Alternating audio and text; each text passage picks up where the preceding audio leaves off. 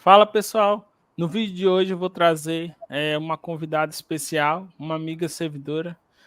No vídeo passado eu trouxe o amigo Jefferson, também do IFAC, que contou um pouco mais da carreira de TAI do IFAC. Né? Eu recebi muito feedback bacana que sanou algumas dúvidas. E aí, pensando nisso, só que para a carreira de docente, também que vai sair nesse próximo concurso, aí eu resolvi trazer uma convidada, professora Cláudia Macedo, que tem uma grande experiência, tanto com relação à questão de estudar, questão de ser professora do IFAC, também ela já teve experiência de participar da banca avaliadora de algum certame que já teve do IFAC, então ela vai poder esclarecer diversas dúvidas que a gente tem. Eu vou passar para ela se apresentar. Cláudia, é com você. Olá, boa noite, bom dia, boa tarde, né? Depende do horário que você vai assistir esse vídeo.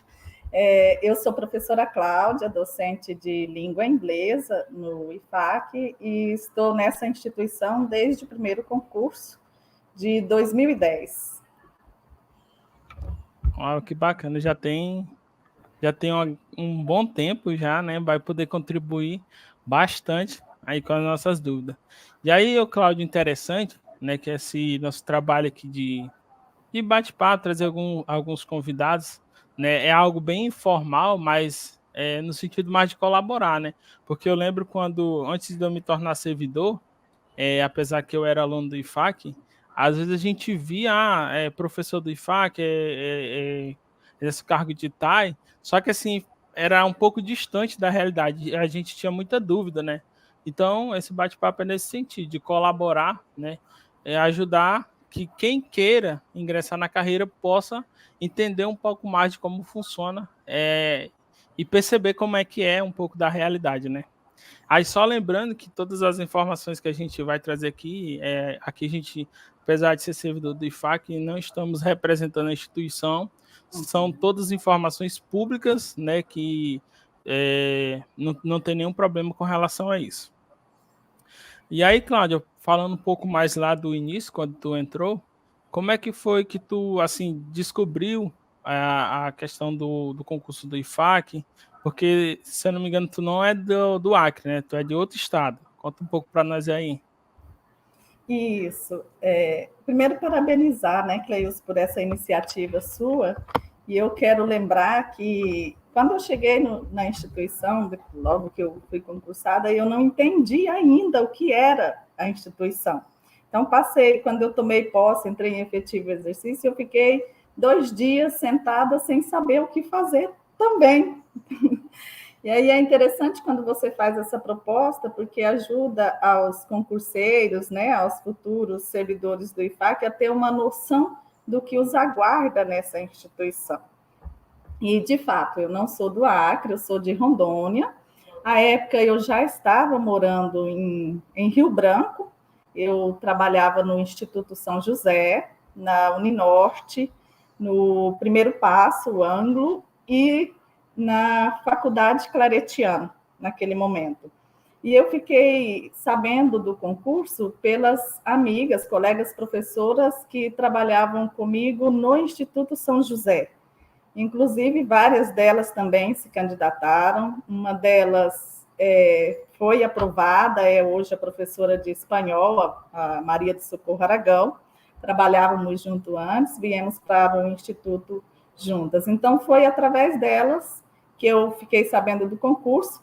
E naquele momento eu estava com meu filho muito pequeno, então não planejava, eu não sabia nem o que era a instituição, né? Mas aí me convenceram a fazer o concurso e eu me inscrevi. Poderia fazer via procuração, foi até o meu esposo que me inscreveu no concurso e depois eu fui realizar a prova. Então, foi esse o contexto que eu entrei no Instituto. Ah, poxa, interessante. E assim, ô Cláudia, eu já, em alguns vídeos passados que eu fiz, expliquei a questão dos campi, né? Das unidades que a gente tem. E aí, no início, já foi lotada em Chapuri ou tu passou por outros campos? Então, naquela época, o concurso ainda era para campus, né? Então, a vaga era para determinado campus. Eu fiz para o campus Rio Branco. mas precisava de professora da área, né, de língua inglesa no campus Chapuri. Eu recebi a proposta e fui convocada, então, em 2011, para vir para Chapuri. E aqui eu fiquei. Então, já tive proposta de remoção, de redistribuição, mas eu me encontrei em Chapuri e aqui permaneço há 12 anos já nessa instituição. Poxa, que bacana. Eu também a minha lotação inicialmente foi em Chapuri, né? Passei 4 anos em Chapuri, conheci pessoas maravilhosas, inclusive você foi uma delas, né? Então, assim, isso é importante, porque às vezes, é, por exemplo, acredito que o concurso de 2016 foi assim e o desse agora que vai sair vai ser assim. Vai ter o concurso para o IFAC. Aí, com base nas necessidades, pode ser lotado em Rio Branco, que eu acho difícil, pode ser lotado em Chapuri, Cruzeiro do Sul, enfim, nas unidades que tem, né? E aí é a questão também de estar aberto para conhecer, né? Ter novas experiências. Porque, por exemplo, você falou que já tá 12 anos, né? Imagine se tu tivesse há 12 anos num lugar que tu tivesse chegado com a mente bem fechada, então possivelmente estaria infeliz, né? Então, essa questão também é importante destacar, né? Isso, dessa questão cultural, né? A diversidade cultural que nos aguarda. Acho importante quem, sobretudo, for de outro estado, né? De saber que pode ir para qualquer uma dessas unidades, que pode assumir, ser convocado. Claro que tem a possibilidade de aceitar ou não, né?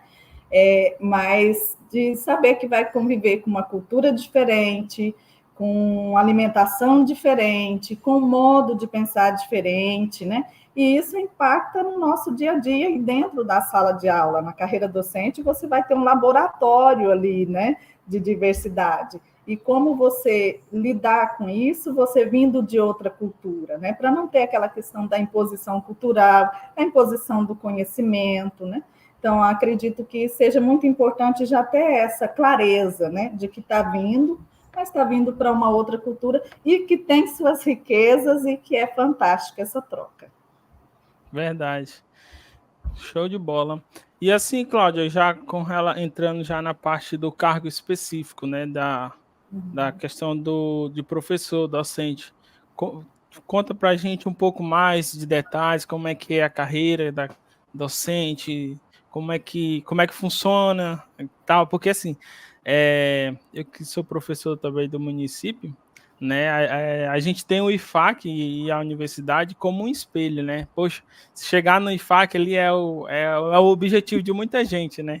Muito bom. Conta para nós os detalhes. Ah, que bom, isso é bom, né?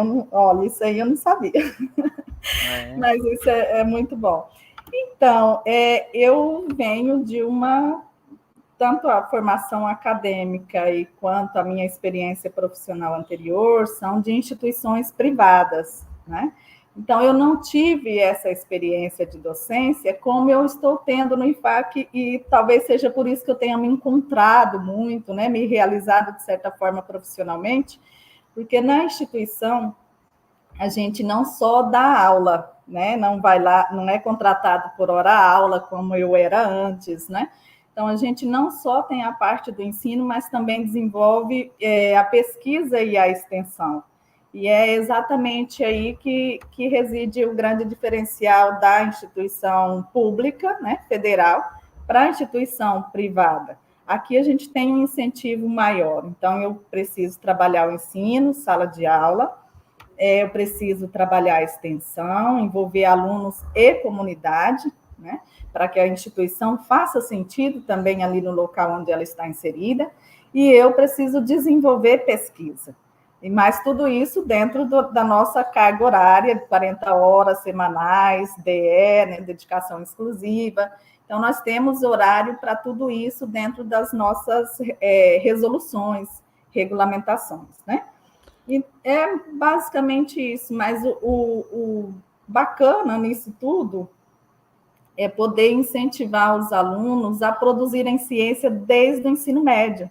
Então, isso é muito bom, né? A gente trabalha com eles, pesquisa, participa de congresso, de eventos, eles têm a oportunidade de fazer pesquisa, de apresentar resultado. Isso é um diferencial das outras escolas, né? Então, é muito bacana Claro que tem seus desafios, sobretudo para quem não é da educação básica, de área técnica, que depende de laboratório, por exemplo, né? Você sabe disso, que a gente tem uma dificuldade grande na questão de material, de estrutura mesmo, infraestrutura de laboratório, né? Não é o sonho, não é o que a gente queria, o que alguns professores desejariam, mas está caminhando, e sobretudo porque a gente não depende só da instituição em si, né? Depende de processos licitatórios, que demandam tempo, que não tem como fugir do tempo da licitação, né?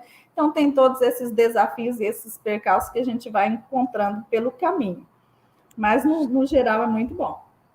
Interessante. E assim, talvez aí se encontre um dos grandes diferencial, até mesmo da, por exemplo, da carreira de professor do estado e do município, porque mais ou menos, a grosso modo, o que acontece? Você tem uma carga horária, sei lá, de 25 horas, 20 salas de aula, né, semanal, e as 5 ali de planejamento. Então, assim, é por isso que há uma grande. Muitos falam, né, que só tenho tempo para ficar nisso.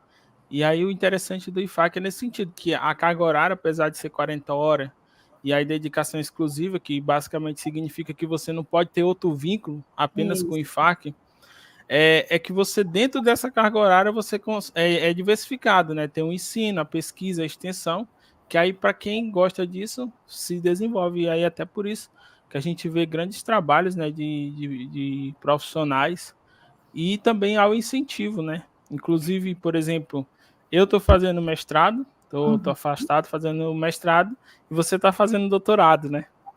Exatamente. Eu entrei no instituto, estava terminando a especialização, minha primeira pós-graduação ainda, né? Então, eu entrei como professora já assim, só tinha graduação. Aí fiz o mestrado por incentivo da instituição, isso é muito bom, porque a instituição ela investe, ela incentiva na qualificação dos profissionais, né, em vista de uma educação de qualidade, isso é fantástico. A época ainda que eu fiz o mestrado, nós não tínhamos a resolução de afastamento, então eu dava aula e estudava ao mesmo tempo, mas tinha uma organização de carga horária, de modo a não prejudicar nem o ensino e nem a minha qualificação, né? Só que hoje a gente tem a resolução do afastamento, né, que permite a gente se afastar pelo período em que estiver fazendo mestrado ou doutorado e cursar, se dedicar exclusivamente ao estudo. Então, hoje a gente tem a resolução, editais são publicados anualmente, né? A gente concorre, se conseguir a gente se afasta. Nesse momento eu estou afastada já, é o 3º ano de afastamento, né? O ano que vem, se Deus quiser, já defendo minha tese e retorno às minhas atividades. Então, é outra vantagem assim, do Instituto, que eu vejo que se eu tivesse no ritmo que eu estava antes, eu não conseguiria. Ou eu trabalhava, né? Ou eu teria que trabalhar ou estudar. Como essa segunda não seria uma opção, eu estaria trabalhando e só com a minha especialização, provavelmente. E a outra coisa, Cláudia, né, nesse sentido, que o concurso do IFAC é uma grande oportunidade, porque assim, apesar que algumas pessoas acreditam que o IFAC e a UFAC é a mesma coisa, não, tem algumas diferenças bem significativas. Dentre umas delas por exemplo, no ingresso da carreira. Na universidade, por exemplo, quando sai editais de concurso, normalmente já sai exigindo do candidato, por exemplo, doutorado em determinada área específica, ou então, se não atingido, né, não tendo candidato para aquela área, eles vão reduzindo. Basicamente é isso. No IFAC, não, você consegue entrar, né, só com a graduação, né? Exato, porque nós somos professores, docentes, né, que a gente chama BTT, né, de Educação Básica, Técnica e Tecnológica. Então, para a educação básica, a exigência é a graduação, né? Então, é por isso que a gente não tem a mesma exigência da universidade. Claro que depois, para você dar aula no mestrado, você precisa de um doutorado, né, ou uma especialização, você precisa de um mestrado, né? Mas é esse o diferencial, que a gente trabalha com ensino médio, técnico, integrado ou subsequente, e vai até a pós-graduação. Esse é um diferencial. Show. E aí, assim, ó, para quem está nos assistindo, que só tem a graduação, é uma oportunidade. Não deixa de fazer o concurso só porque tem uma graduação e você conhece alguém que tem um mestrado e doutorado. Não, segue, porque, por exemplo, a Cláudia entrou, já tinha a pós-graduação, né? Na verdade, não é a especialização. E aí, mas eu conheço professores que entraram que só tinha graduação, né? Apesar que vem pessoas de fora fazer, mas você não pode deixar uma oportunidade dessa passar. Então, é questão de estudar, se dedicar e ir até o final das etapas, porque depende, vai, no caso, quando chega a parte de título, depende um pouco da contar com a sorte, às vezes, mas aí vai que você consiga tirar uma boa pontuação na prova objetiva, na prova didática, né, não, Cláudia? Isso, exatamente. Então, a gente precisa conhecer, por exemplo, a prova de títulos é um dos critérios avaliativos, não é o critério, não é o determinante, né? Ele é só classificatório. O que vai fazer você aprovar ou não é a prova objetiva e a prova didática. Se você já é docente, dar uma aula para você, você vai ter que lidar com ansiedade e com nervosismo, né? Mas em relação ao conteúdo, eu creio que é tranquilo, né?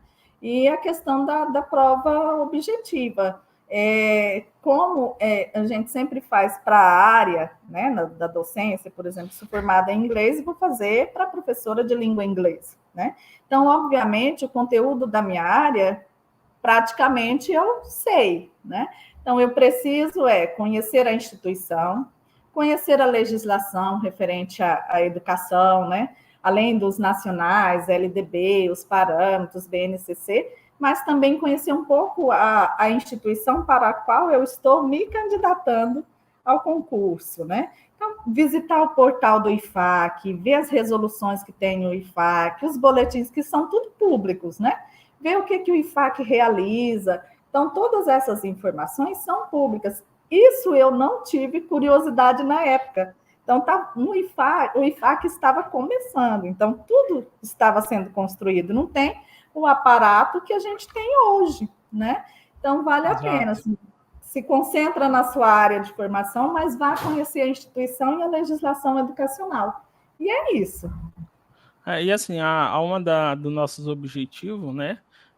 Quando sai o edital, tem alguns colegas que são do IFAC, são concurseiros, já tem diversas aprovações, é fazer uma análise e dar um norte, né? Para como fazer, por exemplo, tem legislação tal, onde encontra esse material, né?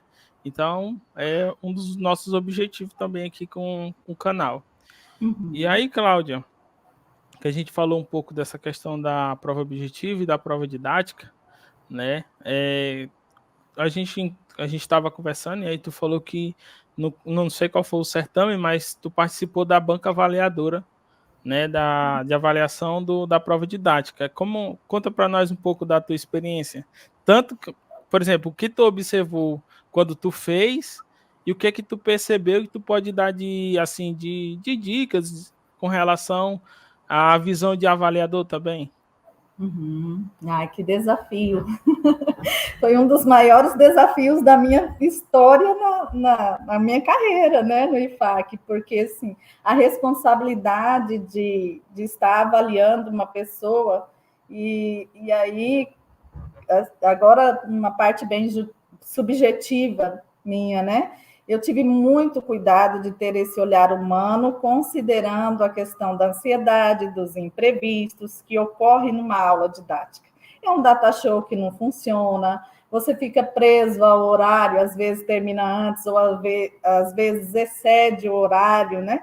Então, eu já fui para a banca assim, olha, isso aí não é determinante para que eu perca um profissional, né? Então, eu fui com esse olhar para a banca, né? Olhar mais profundo.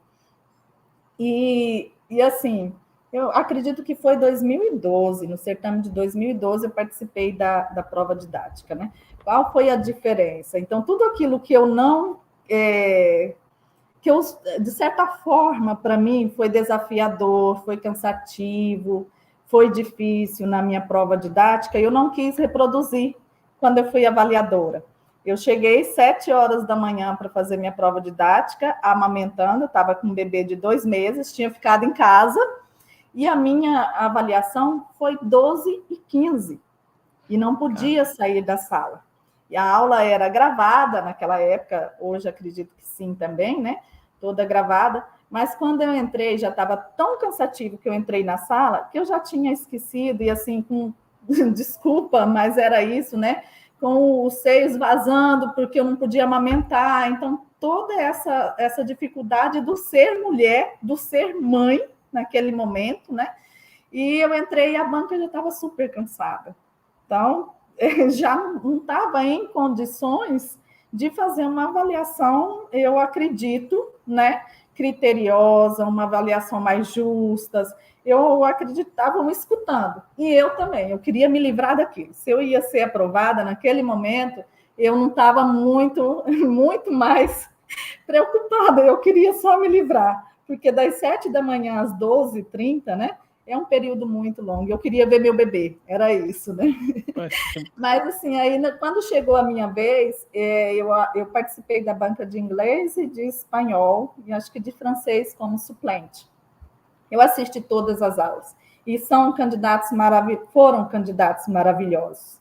E foi essa a discussão que eu traçava, desenhava com as minhas colegas de banca, né? Olha, a gente precisa olhar o candidato como um todo, não o horário que ele ultrapassou ou deixou 5 minutos a menos ou 5 minutos a mais, porque isso não define a qualidade do profissional, não é o tempo, né? Mas eu tive muito esse cuidado, mas o conteúdo, a capacidade de lidar com imprevisto, teve uma que o data show não funcionou, ela pegou o pincel e deu a aula dela no quadro. Então, são essas capacidades também que a gente vai avaliando, né? Que no dia a dia acontece no Instituto, né? Tem dia que acaba a energia, tem dia que acaba a aula, e professor a gente faz do plano A ao Z, né? Então, é um pouco esse olhar aí mais humano, né?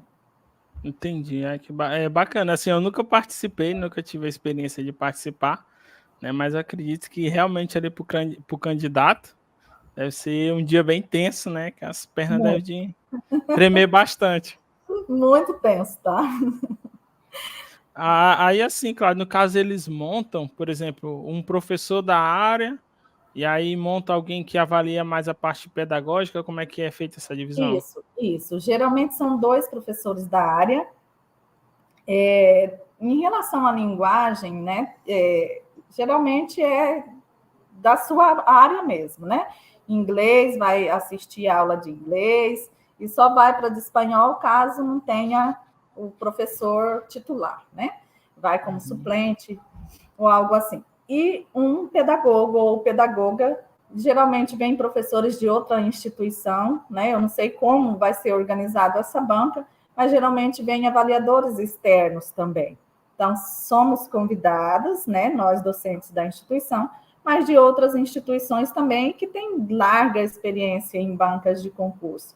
E aí, ao final, o candidato dá a aula, ao final a gente conversa, consegue, né? Graças a Deus que eu trabalhei com a banca muito boa também, a gente dialogou muito sobre todos os candidatos que a gente tinha assistido às aulas, né?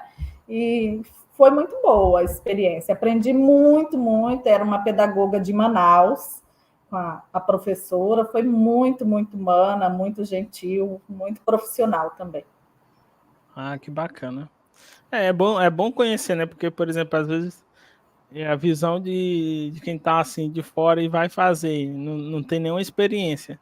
Mesmo sendo docente, porque assim, no município e no estado, normalmente não se tem essa avaliação. Você passa na prova, se tiver título, entrega, e a partir dali é o ao vivo, né? Se vira Isso, nos ou 30. com análise de título, né? Algumas. Não tem essa parte essa didática, né? Igual Uhum, é no Instituto.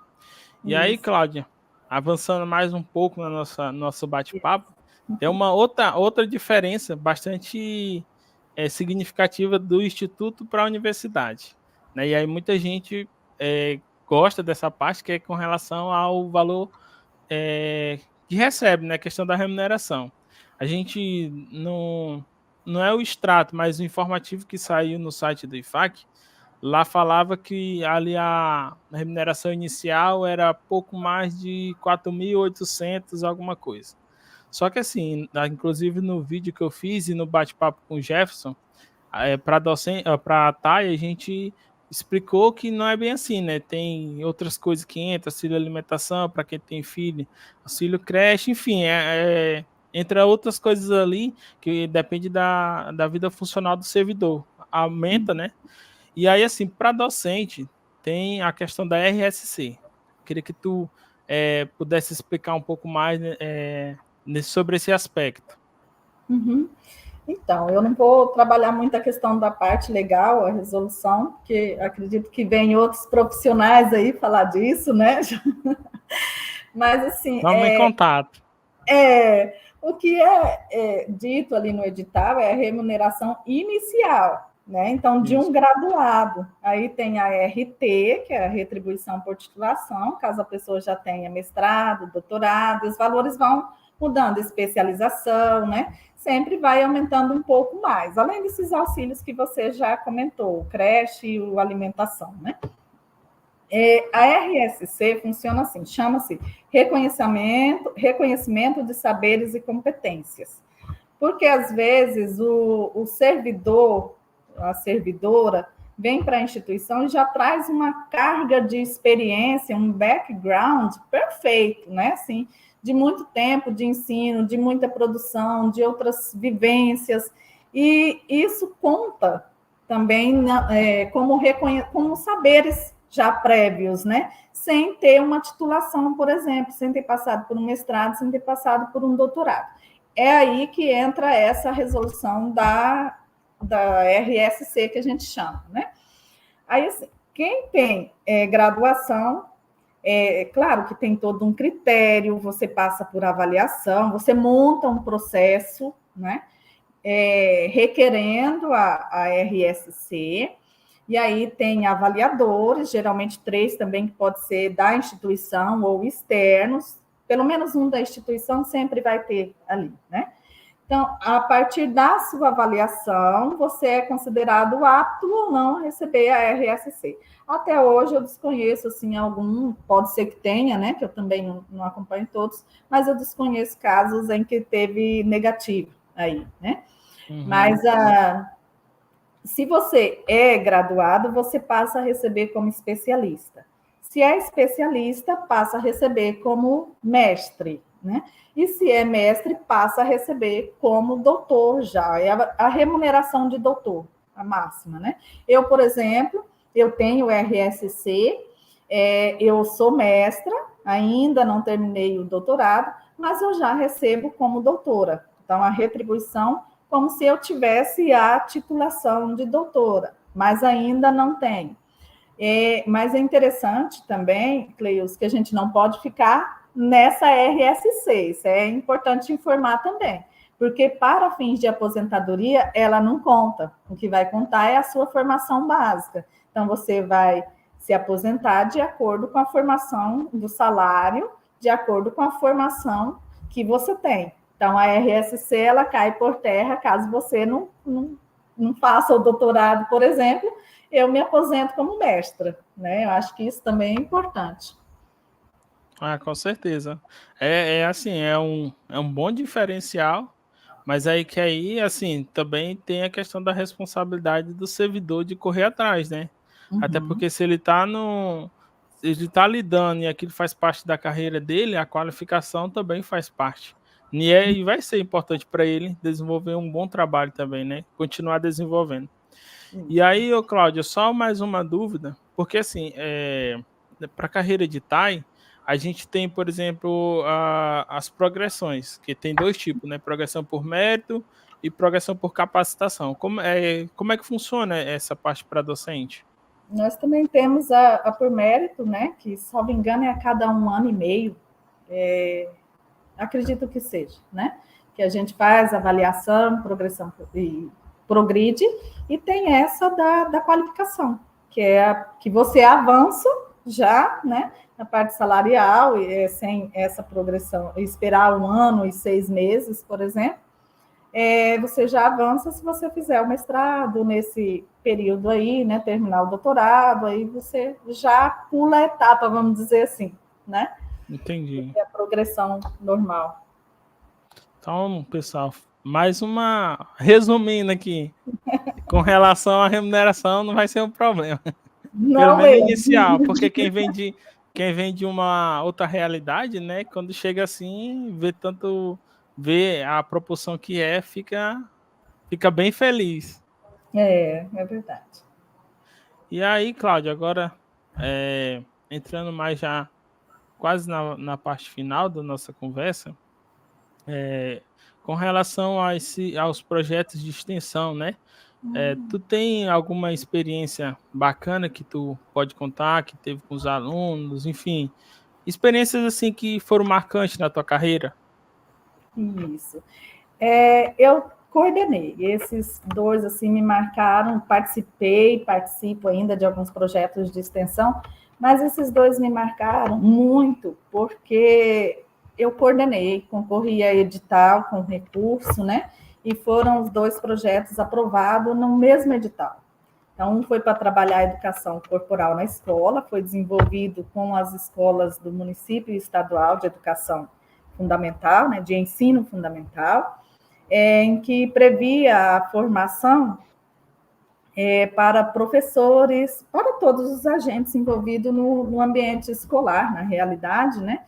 Mas com a assistente social, com a psicóloga para crianças, e depois nós tivemos com um casal de uma médica e uma doutora que trabalhava essa parte de sexualidade, ambos da UFAC, o doutor Milton e a doutora Estela, que fizeram também uma participação no nosso projeto.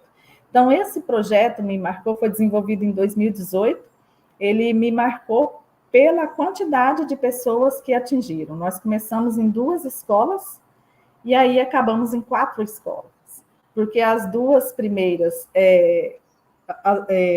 foi um sucesso, assim, o trabalho nessas 2 escolas, e aí as outras começaram a pedir que queriam participar também. E aí a gente ampliou a formação, era para atender em torno de 200 pessoas, acho que a gente atendeu mais de 500 pessoas nesse projeto, né? Nessa perspectiva de desenvolvimento corporal da criança, desenvolvimento das emoções. Foi feito um trabalho belíssimo com a nossa psicóloga daqui do campus, a Ranife, e com a Sandra Morim, assistente social, que hoje está em Rio Branco, né? E o outro projeto foi sobre educação indígena, educação e cultura indígena no município de Chapuri. Nós temos a etnia Machineri aqui no campus, né? E alguns foram nossos alunos, ainda temos um que trancou, que está trabalhando, mas ele retorna, um em licenciatura, terminou gestão ambiental e a outra fez o ensino médio conosco. Então, nesse projeto, eu tive a oportunidade de conhecer a aldeia em Assis Brasil e passar uma semana de vivência na cultura, né? na comunidade indígena lá. E isso, para mim, me marcou profundamente. A gente vai de um jeito e volta de outro. Essa troca cultural e esse estar gratuito, né? Eu não fui fazer pesquisa, eu fui vivenciar a cultura para que eu pudesse compreender melhor os meus alunos e que eu pudesse também adaptar a minha forma de ensinar ao tipo de aluno que eu tenho no campus. Então, foi um pouco por aí, e essas 2 experiências assim me marcaram profundamente na instituição. Poxa, que bacana. Essas aberturas que tem, né, no sentido de trabalhar com a comunidade, de conhecer, é muito interessante, né? No IFAC eu tive a oportunidade de coordenar também um projeto de música. Eu comecei com uma ideia, de repente se expandiu por toda a escola, a gente montou uma banda, já estava tocando nos eventos da prefeitura, a gente fez inclusive a virada do ano, então assim, e é porque foi no período da pandemia que teve que suspender as atividades, né? Então assim, é muito gratificante nesse sentido, quem gosta de fazer pesquisa, extensão, é uma grande oportunidade. E aí, Cláudia, eu acho que a gente já passou por diversos aspectos, né, que possibilitam a quem está de fora a conhecer um pouco mais da carreira, né, de como funciona. Claro que a gente também não pode falar tudo, porque a gente está aqui num bate-papo também. Se a gente fosse entrar em detalhes, porque assim, cada por exemplo, tu é da área de inglês, quem é da área de biologia, quem é da área de letras, às vezes não, mas possivelmente, né, tem experiências diversas também. Então, aqui é interessante que a gente fala no contexto geral, né? Uhum. E aí, por exemplo, para quem está assistindo nossa live, que aí vai se inscrever no canal, quem se inscrever no canal com certeza vai ser aprovado. Estou profetizando isso. Quais os conselhos, assim, ou dicas, ou estratégias que tu poderia dar, que tu acha importante para quem pretende fazer e se tornar um novo servidor, um novo docente do IFAC? Uhum. Primeiro, a questão da área, né, de formação. Acho que procurar atualidades, conteúdos atuais, o que você está discutindo na própria área de formação, né? Que eu estou concorrendo um cargo que eu preciso estar atualizado, de certa forma, dentro da minha área de formação. Acho que, além daquilo que eu já sei, eu buscar novos conhecimentos e saber o que a ciência e as universidades estão discutindo no momento a respeito. Depois conhecer a instituição, né? Conhecer a lei de criação dos institutos, acho importante dar uma frisada nisso, né? A lei 8.112, que não pode faltar de jeito nenhum, que de certa forma nos rege a geral, né? Que rege a vida do servidor público federal aí, né? Orienta um pouco, e conhecer as nossas legislações internas, né? Muda de um instituto para outro, muda muito as resoluções, né? Apesar de a gente ter praticamente os mesmos viés, né, educacional, mas aí muda algumas normativas também, né? Então, eu acho importante conhecer a política de assistência estudantil que a gente tem na instituição, né?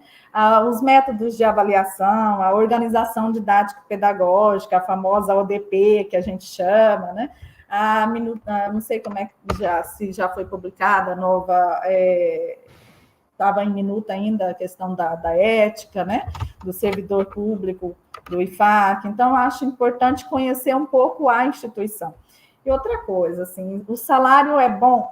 Muito, mas precisa gostar também de trabalhar assim, né? Você considera o local para onde vocês estão indo, vindo, sejam bem-vindos todos, né? Que quiserem vir somar conosco, mas considerem tudo isso, eu acho que faz uma diferença, né? E estar aberto mesmo a uma nova cultura, a um novo trabalho, e vir para contribuir. Eu acho que isso é importante.